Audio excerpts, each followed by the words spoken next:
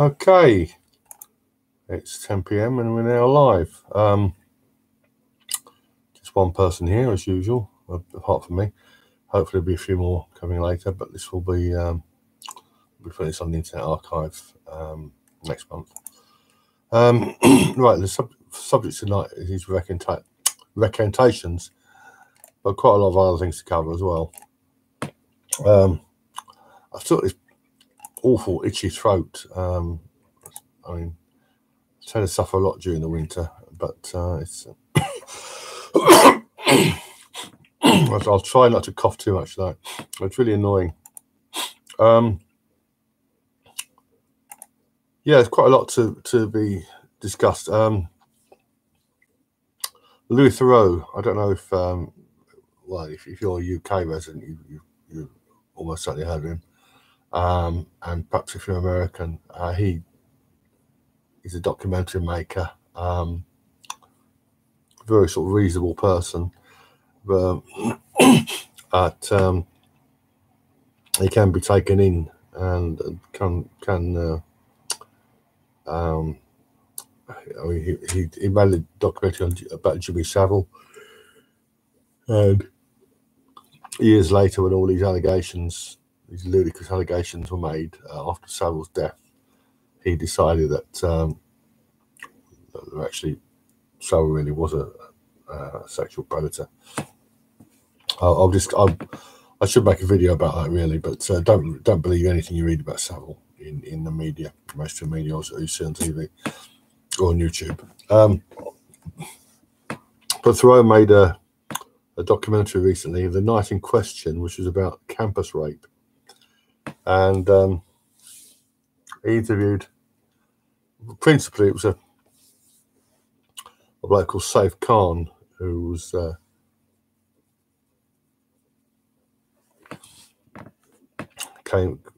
went to America from Afghanistan, and his car he was falsely accused of rape. Kicked out of college. Whether or not he was falsely accused, this case is not going into the database. I mean, really, he was on a night out with this girl on the town, and she had quite a lot to drink, obviously. He vomited. Well, if a woman vomits, I ain't kissing her, never mind doing anything else. You know, I mean, at least not until she's rinsed her mouth with water and had some breath freshener. But no, so they go back to her place. She offers him oral sex through a condom. I've heard of this before. He puts on a condom and she fillets him, and she vomits again. Hardly surprising. Hardly surprising. And somehow they end up in bed, and she accuses him of. There's a chair making a noise, scraping. They end up in bed, and she claims she was raped, but I mean, she's vomited twice.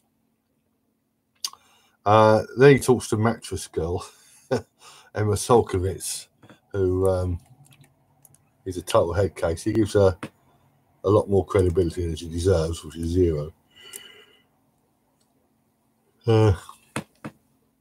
He says that Solkovitz didn't report her alleged rape by Paul Nungesser, who wasn't. Well, Nungesser was actually named here. She says she didn't report it. He says she didn't report it until he'd heard he'd forced himself on another student. But in fact, what she did was recruited another of her friends to falsely accuse him.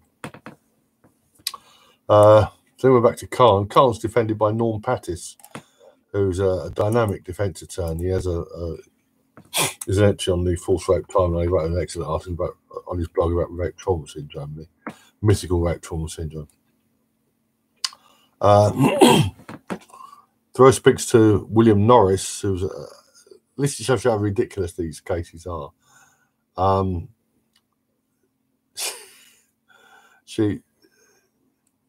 she's dating. He's dating this girl, and she's still dating him months later when she decides to accuse him of sexual assault. Well, not rape, but I suppose we'd call it indecent assault. Absolutely ludicrous. Then another one. I mean, a woman. She's in London. I think she's American. She's American. She got a job in London. She went to a fraternity house, and she said it was a rule. The idea was that if you go to a guy's room, you're expected to give him a blowjob. Can you imagine that? So she fillets this guy. Then he decides he wants to. I don't know if she's. There's no mention of her wearing a condom. But it's horrible.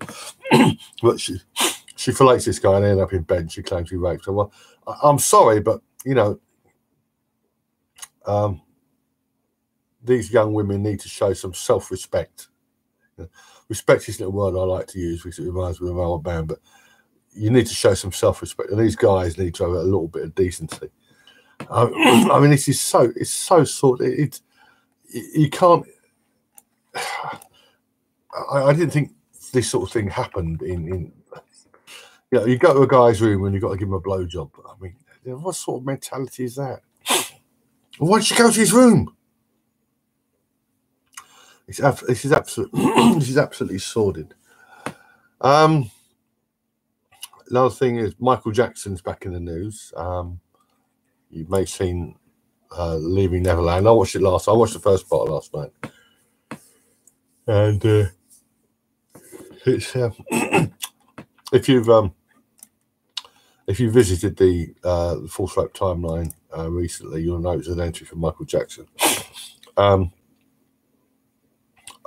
It's difficult to believe if you read press reports and that, and some of the things this guy did, but there's no doubt that he was incredibly stupid, incredibly naive, incredibly gullible, but a sexual predator, no.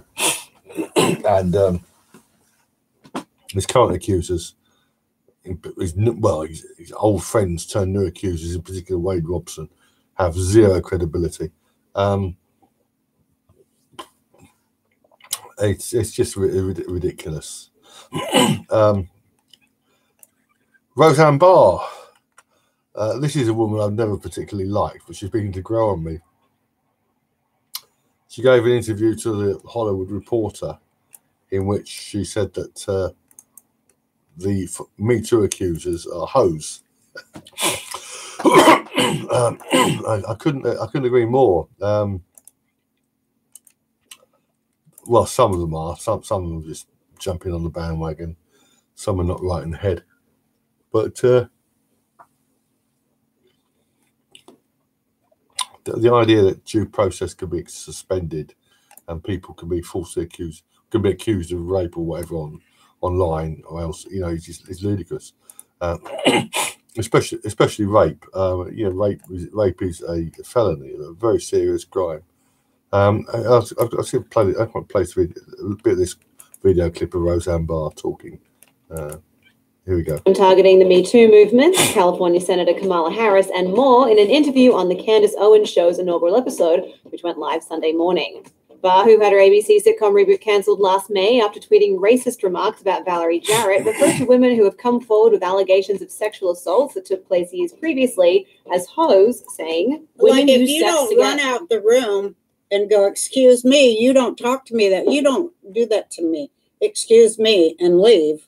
But you stayed around because you're like, well, I thought maybe he was going to give me a writing job. Well, you ain't nothing but a hoe. Barr also expressed her opinion that women who find themselves in men's hotel rooms at 3 a.m. and later come forward with accusations are pretending that they did not go to trade sexual favors for money, and called presidential hopeful Kamala Harris Kama Sutra Harris. She was speaking there she was on the Candace Owens show. If you've never heard of Candace Owens, check her out. She's not everybody likes her. A Tree of Logic doesn't like her, but I think she's yeah, I like her. But Barr is right. You know, a woman goes to a guy's hotel room at 3 a.m. And these Harvey Weinstein accusers. Rose McGowan, I can't imagine anybody raping Rose McGowan, not without getting his face clawed. And as Gio Argento is nearly as mad as she is, well, she's got her own problems, of course, being falsely accused of of having sex with a kid who's technically underage in California. So, well done, Roseanne. In Australia, Cardinal Pell. I've done quite a bit of research on this lately, and Pell was basically the number 3 man in the Vatican at one point. He's been accused of covering up sexual abuse in Australia. From what I can tell, there was quite a lot of it, genuine sexual abuse. Some of the stories don't ring true, but some of them have had guilty pleas. There appear to be a couple of Catholic school teachers, so, I mean, teacher priests who were very prolific paedophiles, and he was accused of sort of covering up to protect the name of the church, etc. But he's recently been convicted himself of sexually abusing 2 choir boys. As you might guess, they were historical allegations, and I think they have zero credibility. They reminded me a bit of Rolf Harris and David Lee Travis, who were cute. Well, as I said in a previous live hangout, an historical allegation doesn't require evidence, just a story. And reminded me of the Harris false accuser Wendy Wild, or Wendy Russia is her name, Wendy Wild / Russia, who claimed he sexually assaulted her when she was a kid at a community centre, and he's obviously never been there, but the jury convicted him anyway, although it was question of appeal. And the other one was David Lee Travis. I've mentioned this elsewhere several times. The way he was treated in this operation with YouTube witch hunt was absolutely appalling. He wasn't actually charged with this, but one of his false accusers was brought in to bolster the case. In 1973, she was he was opening a radio station at a hospital, and she was the carnival queen, and she claimed he groped her, and it ruined her life, gave her 40 years of hell. Similar phrase to what Wendy Wild used, and she said when her husband died, she couldn't tell her late husband why she could never enjoy sex. Yada yada yada yada. And a guy, I presume it was a guy, was following the proceedings, probably in the press, and he said to himself, "I was there, and I videoed that." So they contacted DLT's legal team, and it showed that the DJ turned up with his wife on his arm and an entourage in tow, which raised the question of at what point did he sneak away to grope this little tart? Of course, it was complete lies. Whether these are lies, false memories, or whatever, I think the majority of these women are simply lying. Pardon me. Another thing the final thing before we get on to the recantations.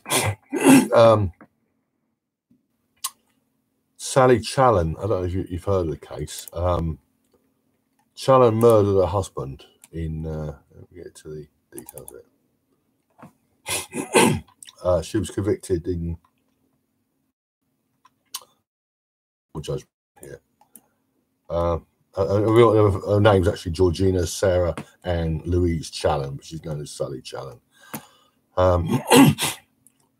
She was convicted at Guildford Crown Court in June 2011 of murdering her husband. They've been married for 31 years, had 2 sons. They divorced. He divorced her, which she said she was leaving him.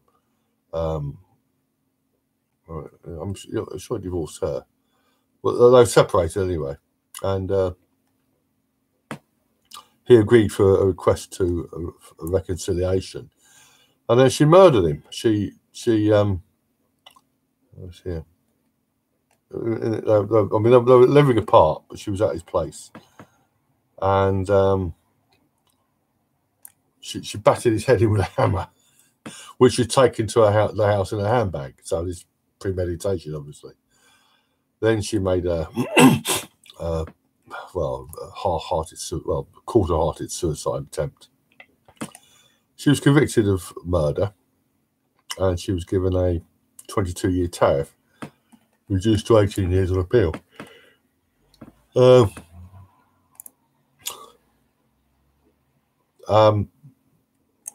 Harriet Wistrick and Julie Bindle took up their case. What case there is, what case from that, I don't know. Bindle and Wistrick run a website. They're lesbian lovers. Bindle is a notorious man-hating feminist, a so-called journalist. Wistrick is a lawyer.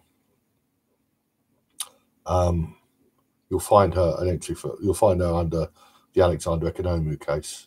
She was the lawyer for the De Freitas family.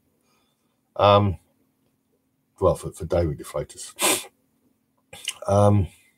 They run this website, Justice for Women, in which basically any time a woman murders a man or does some serious injury to a man, it's his fault. So they campaign to get them off. Their prize, I would say catch, but check out the entry on the timeline for Emma Humphreys, who's not just a head case and a prostitute and a murderess, but a serial false rape accuser. Wistrick put in another appeal for this Challen woman, which is actually supported by Challen's son, one of her sons, David. And they've invented a load of stuff about marital rape. There's an article in The Guardian last year in which she claims that she was raped by her husband and abused by him. Well, that wasn't in the first appeal, and you can't. The rule is that certainly in civil cases, litigants must bring forward the whole case, and in criminal cases as well. You can't get a second bite of the cherry. This apparently is what happened. They've come up with a new mental condition, dependent personality disorder. At least ludicrous. I mean, I did explain in a previous video about the so-called mental illness, how it doesn't really exist. Check that out. Check out the writings of Thomas Sars. But basically, most so-called mental illnesses are voted into existence. They have no pathologies. They're voted into existence. And this is a disorder, the dependent personality disorder, which was recognised about 5 years ago. And they got an appeal based on that. So basically, I mean, the appeal succeeded, but she's still in jail awaiting. They're going to make a bail application, which hopefully will fail. She's still in jail awaiting a retrial, which hopefully she'll be convicted again, because it's absurd. Women do not have agency for their own bad acts, and if they get away, I shouldn't have got away with. The appeal should not have been successful. But basically, any time a woman murders a man, they can bring this maybe second appeal or third appeal. It's ludicrous. So keep your eye on that. I'll be adding Challen to the false rape timeline in due course, because it's whether or not she came up with the lies herself or under prompting for Wistrick, or for Wistrick and Bindle just invented them for her, but they're just absolutely outrageous. Right, now we come on to recantations. When I talk about recantation, recanting is not a woman who claims to have been raped and then decides simply to withdraw the allegation. You've got an example of that. I've played this before. This is the case of Dustin Toth and Catherine Bennett. Here we are. Catherine Bennett. Now this is got a video of this somewhere. Here we are. If it's not true, we need to know now, and we need to stop the progression of this whole thing from getting worse, because it's just going to get bigger and bigger. And only on 7 News, this police interview with a Fort Collins woman. She was later convicted for making phony rape accusations, and the man she accused was arrested and put in jail 1 year ago today. Well, tonight, he is speaking to 7 News reporter Lindsay Watts about why he is still struggling to pick up the pieces. It's definitely a reminder of what I've been through. Accused of rape, cuffed at the police station the day before Thanksgiving. I can ask you some questions regarding the crime of sexual assault. Watching it back 1 year later, Dustin Toth says his life still feels out of control. Okay. His accuser, Catherine Bennett, a coworker he'd started dating. And right now, the statements that I've been given do not match evidence. This is exclusive video of her police interview. As Toth sat in jail, her story fell apart. I'm not telling you to drop charges. All I know is I want to know the facts. I'm not telling you to drop the charges. Too late now. That is not a recantation. That is not recanting. That is weaseling, trying to weasel out of something. Recantation. As I said, that a lot of false rape allegations nowadays are due to alcohol and or drugs. Excuse me, the audience. I have a plenty of kit this afternoon. But a delayed report facilitates a false allegation of rape. A lot of these, again, you can refer to a previous live hangout, man haters and psychopaths. A lot of these, I think, are done by women who are psychopaths or psychopathic, not right in the head. But fortunately, most women most women today are not psychopaths. Most women are not psychopaths. Most women are decently fallible human beings, and occasionally, but when a woman has done something really bad, if a man does something really bad, he will confess. Women's crimes tend to be less dramatic than men's, and false allegations of rape are among them. Kathleen Crowell is the prime case. This is an American one. A lot of these are American. Kathleen Crowell was a teenager in 1977 when she had sex with her boyfriend. Then she was afraid she might become pregnant, so she decided to stage a rape. So she ripped her clothing, cut herself, and bruised her. Found a police officer, and said she told him she'd been kidnapped by 3 men in a car. One of them had raped her. I think it was a green car. It was a green car. Anyway, the police found that green car, and they arrested Gary Dotson. And now she's painted into a corner. She named him. Well, she identified him, and the poor guy was convicted. 6 years later, she married a bloke named Webb, David Webb, as it happens. Not to be confused with a Fox News journalist, David Webb, or the David Webb on the David Webb Virtual Archive, which I manage. She married this bloke Webb, who was a Christian. She started going to church, and then she decided that to tell the truth. So she recanted.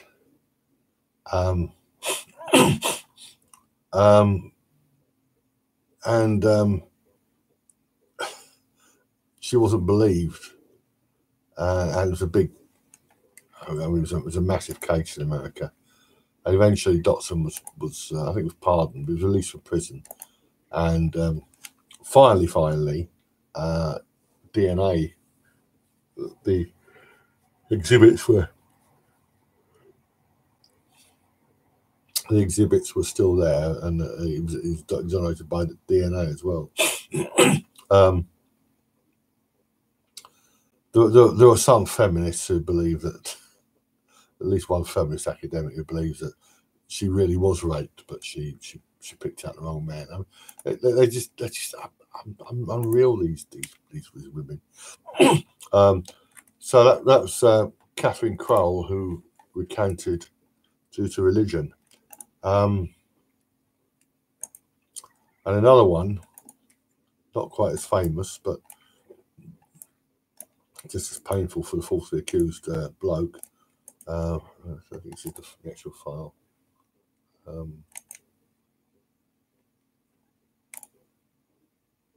Oh, there's it. This is, I think this is the one. Bione Peguero. Where are we? Bione Peguero. Correct. Wrong one. So third time lucky. This must be this one then.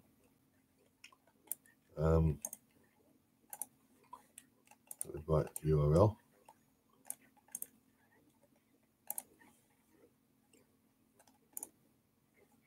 And here we come. Come on, come on. No, damn. That's three more. I can find it on the page. This is 2005.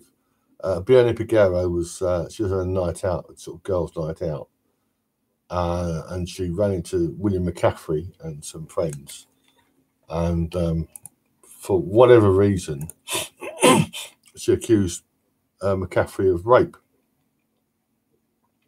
and the poor guy was given, I think it was a 20-year sentence. No doubt about her. I mean, she was a sort of fairly sort of perfect victim. She got married, then she got involved with the church, Catholic Church this time, and she confessed to a priest, and she ended up recanting. McCaffrey was released nearly 4 years after the rape didn't happen, and she pleaded guilty. She pleaded guilty to perjury and was given a 3-year sentence. A totally senseless false allegation, but she put right the wrong. Come to perhaps the most amazing false rape recantation. Wayman Camille was how can I put it? He was a black guy. He was found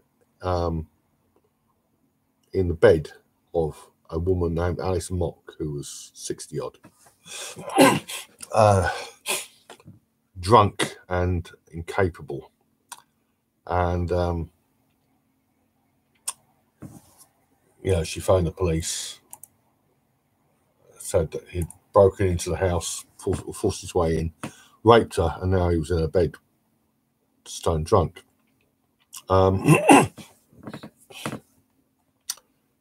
Now he was arrested, faced with the evidence. What does a man do? A younger man do, quite a bit younger, who he's found in the bed of not such a young woman, drunk, and he pleaded guilty because I think he was. It's a bit complicated by where are we? He pleaded guilty to simple rape. I think simple rape, because he could have been looking at a much heavier sentence, and he got a 15-year sentence. Well, this was in Delaware, and then something remarkable happened. Years later, on her deathbed, Alice Mock recanted to a friend. Believe it or not, she was a prostitute.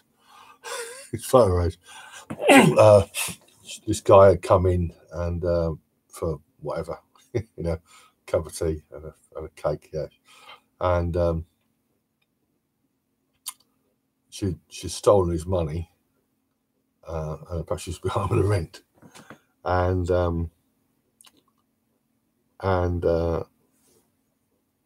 she framed him for rape, and he was cleared, but he served most of his sentence. He was released. He died young at the age of 53. So it's absolutely remarkable that. Jonathan Montgomery and Elizabeth Page Coast. This counts as a recantation. Elizabeth Coast was, I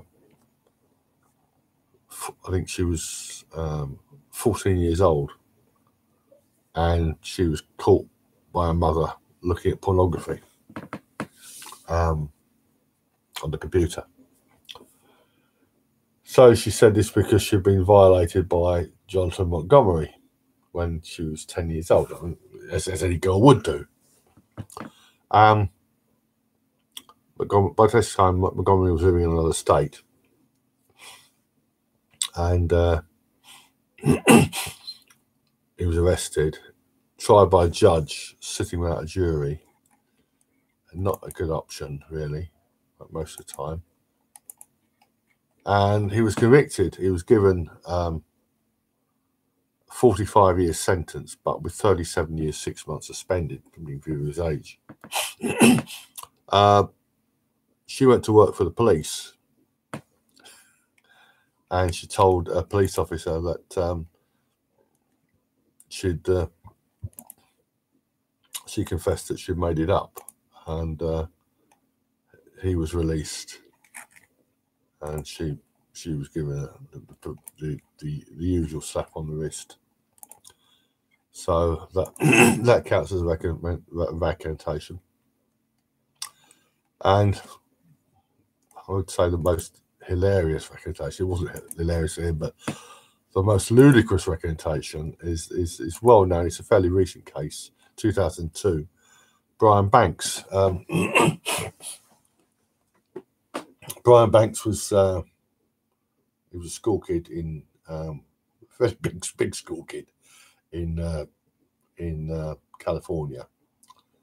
And in his own words, he was making out with a girl a year younger, Juanetta Gibson, making it. We call it canoodling, And I think what happened was she passed a note to her classmate and said she'd been raped. Anyway, Banks was arrested, charged with rape, and he was threatened with a. This is something I really don't like about American so-called justice. District attorneys have powers to threaten defendants guilty and innocent alike with draconian sentences if they don't cop a plea. Banks was threatened with something like 40 years in prison, and his own lawyer said to him, like, all the jury will see, if it goes to trial, all the jury will see is a 6'4", 15-stone black thug who threatened her, who raped or overpowered a girl. So he had about 15 minutes to decide, and he pleaded no contest, which no contest. It's in effect a plea of guilty. Not quite. It isn't an Orford plea. That's something slightly different, but it's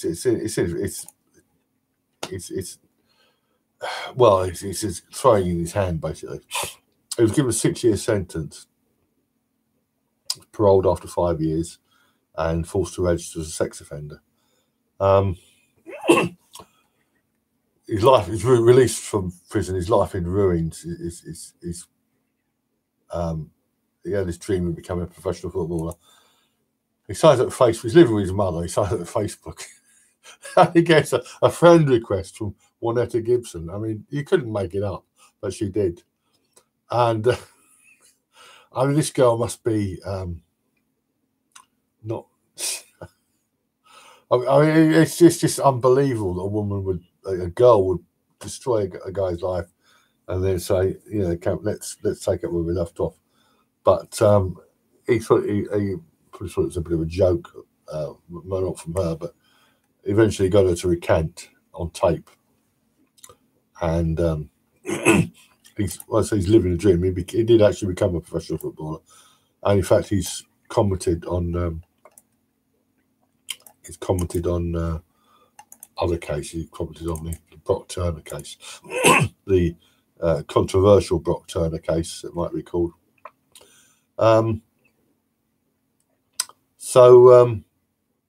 It's you know, women do recant for reasons which out of well, Juanetta Gibson is sort of say not too bright. Women recant out of guilty conscience or whatever. The big question is how many women don't recant. I'll give one example. This isn't a recantation as such. This is a boast.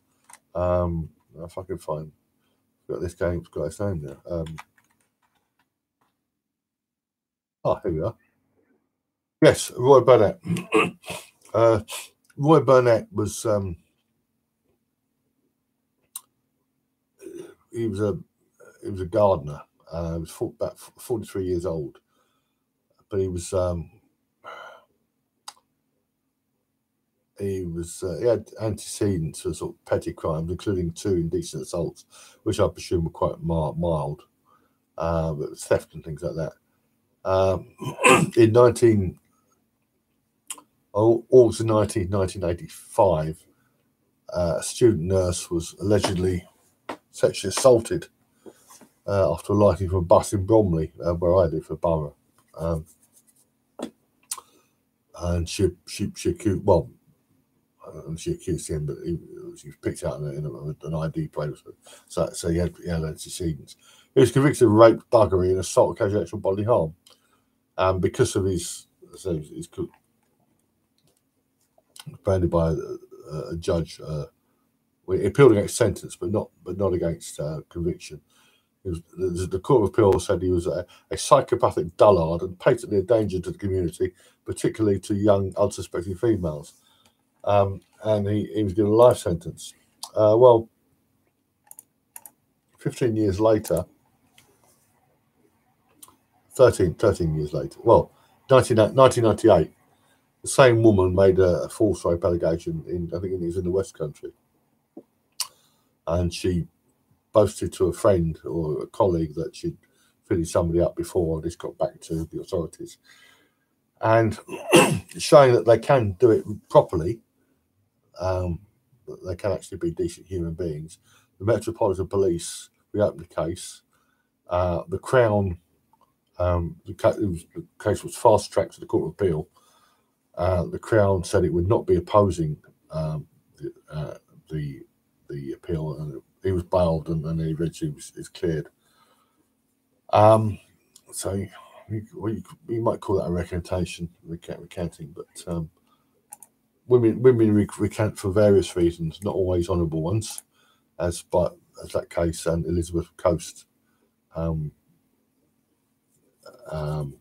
show. Right, so that's it's fairly short subject to that, recantations. I still appear to be shadow banned. There's no way around that. I mean, the very poor turnout. I advertise this live hangout, but I will be. I'll try to hold another one in 2 weeks. Feel free to contact me, anyone. In the meantime, I'm still adding to the false rape timeline. I'll probably add 2 or 3 more cases tomorrow, and I may be making another video or 2. So anyway, that's all for tonight. So thank you for coming. I will be setting this video to private. It will be made live on my YouTube account in a day or 2, maybe 2 or 3 days, and also added to the Internet Archive. please feel free to the Internet Archive. I've got this is, I think this is number 14 now, so they're building up, and anyone wants to send me any cases, especially from the non-English speaking world, happily received. So okay, it's 22:40. I'll be back hopefully in 2 weeks' time.